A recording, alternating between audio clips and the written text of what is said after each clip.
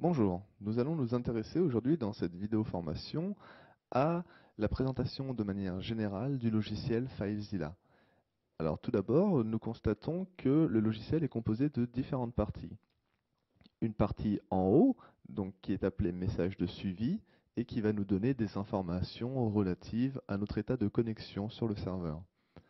Juste en dessous, sur la partie gauche, nous avons la partie ordinateur, donc notre ordinateur avec toute l'arborescence de nos dossiers présents sur nos différents disques durs. Sur la droite, la partie droite, juste à côté, nous avons exactement la même chose, mais cette fois sur la partie serveur. Alors dans le cas présent, on ne voit rien car je suis simplement déconnecté du serveur. La partie en dessous représente la file d'attente, donc qui va permettre en fait de gérer l'ordre de transfert des fichiers depuis notre ordinateur vers le serveur. Donc après, nous pouvons gérer par priorité en fonction de la taille des fichiers qui seront transférés.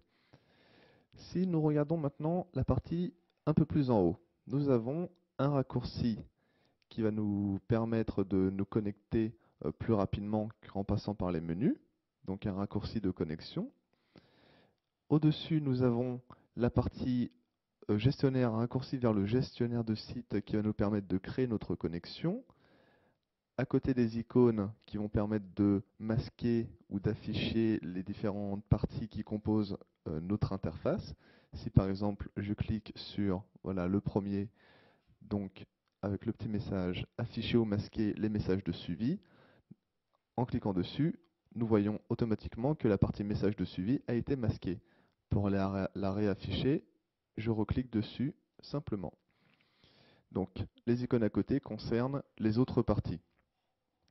Nous avons à côté une icône permettant l'actualisation de la page, un raccourci permettant de gérer la file d'attente, donc en la démarrant ou l'arrêtant, les raccourcis de connexion ou de déconnexion du serveur, ainsi qu'un outil fort intéressant qui est la recherche de fichiers, qui est l'icône complètement à droite, donc sous forme de jumelle.